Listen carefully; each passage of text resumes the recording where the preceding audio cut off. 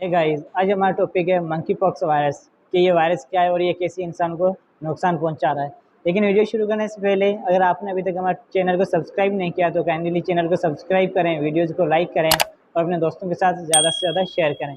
तो आए अब हम जानते हैं कि ये न्यू वायरस क्या है और हमारी बॉडी के अंदर ये कैसे डिसऑर्डर वगैरह क्रिएट कर रहा है। तो जो मंकी पॉक्स है ये एक इन्फेक्शियस डिजीज़ है जो कि एक वायरस की वजह से होती है, जिसको हम कहते हैं मंकी पॉक्स वायरस। इसका सबसे पहला केस इंसानों के अंदर 1970 में हुआ था और ये रिपब्लिक ऑफ द कोंगो में हुआ था। उसके बाद अभी जो इसका आउटब्रेक हुआ है वो 2022 में मिला है, जो कि हमें 29 अप्रैल को ब्रिटिश का एक रिहायशी जो कि नाइजीरिया सफ़र करके गया था और उसके अंदर फिर कुछ साइन और सिम्टम्स मिले इस डिजीज़ के। और जब वो 4 मई 2022 को जब वापस आया ब्रिटिश को, तब उसकी गवर्नमेंट ने इसके अंदर वो साइन और सिम्टम को एनालाइज किया और 6 मई को ये कंफर्म हो गया कि इसके अंदर मंकी पॉक्स वायरस प्रेजेंट है और उस वायरस ने इस बंदे को इन्फेक्ट कर दिया है। उसके बाद क्या हुआ, ये वायरस काफ़ी सारे मुल्कों में फैलता गया। अभी तक मीन्स कि ये 12 कंट्रीज़ में ये फैल चुका है, जिसमें से हमारे पास यूरोप है, नॉर्थ अमेरिका है, इसराइल है, इवन ऑस्ट्रेलिया भी इन्फेक्टेड, काफ़ी सारे लोग इसके अंदर इन्फेक्टेड हो चुके हैं। तो अब हम जानते हैं कि ये ट्रांसमिट कैसे हो सकता है। ये एनिमल टू ह्यूमन भी ट्रांसमिट हो सकता है और ह्यूमन टू ह्यूमन भी ये इजीली ट्रांसमिट हो सकता है। अगर कोई हमारे पास ऐसा कोई मीन्स कि एनिमल वगैरह जो कि इन्फेक्टेड हो चुका है इस वायरस से, अगर वो किसी इंसान को काट ले तो इजीली वो वायरस उसके अंदर ट्रांसफ़र हो सकता है। अगर किसी इंसान का कोई स्किन का पार्ट को यहाँ पे कोई जख्म या कोई चोट वगैरह लगी हुई है तो वहाँ भी ये वायरस इजीली ट्रांसमिट हो सकता है। अगर कोई इन्फेक्टेड पर्सन है, अगर हम उससे क्लोज कांटेक्ट या फेस टू फेस अगर हम कांटेक्ट कर रहे हैं तो वहाँ से भी ये इजीली इंटर हो सकता है। तो मीन्स कि हमें चाहिए कि हम खुद को प्रिवेंट कैसे कर सकते हैं इस वायरस से। अगर कोई इन्फेक्टेड पर्सन वगैरह है हमारी सोसाइटी में तो हमें चाहिए कि हम कम से कम उससे कांटेक्ट करें, हम उससे डिस्टेंस क्रिएट करें, ज़्यादा से ज़्यादा मुफासला रखें हम अपने दरमियान।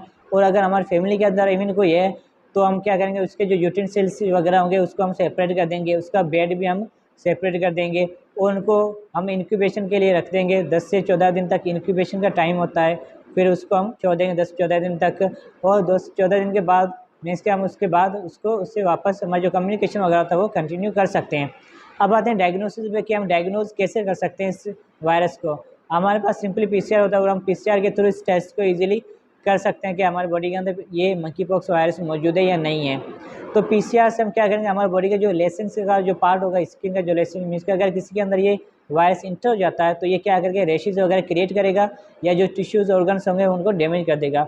तो वहाँ से लेजन के पार्ट हम लेके उसकी पीसीआर अगर हम करवाएं तो उससे हमें ईजिली आइडेंटिफाई हो जाएगा कि इसके अंदर वायरस मौजूद है या नहीं है। अगर वायरस मौजूद हो जाता है तो हम सिंपली क्या करेंगे, प्रिवेंशन करेंगे। प्रिवेंशन हम कैसे कर सकते हैं, हम खुद को डिस्टेंस में रखेंगे, उसके साथ हम इतना कांटेक्ट नहीं करेंगे, close face to face contact वगैरह हम नहीं करेंगे। इसके थ्रू हम अपने आप को उनसे बचा सकते हैं।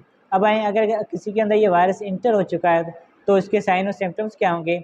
सबसे पहले उसको फीवर होगा, हेडेक होगा, मसल पेन भी होगा एंड लास्ट में फटीग भी होगा। ये साइन और सिम्टम्स की वजह से हमें मालूम होगा कि इसके अंदर ये वायरस इंटर हो चुका है।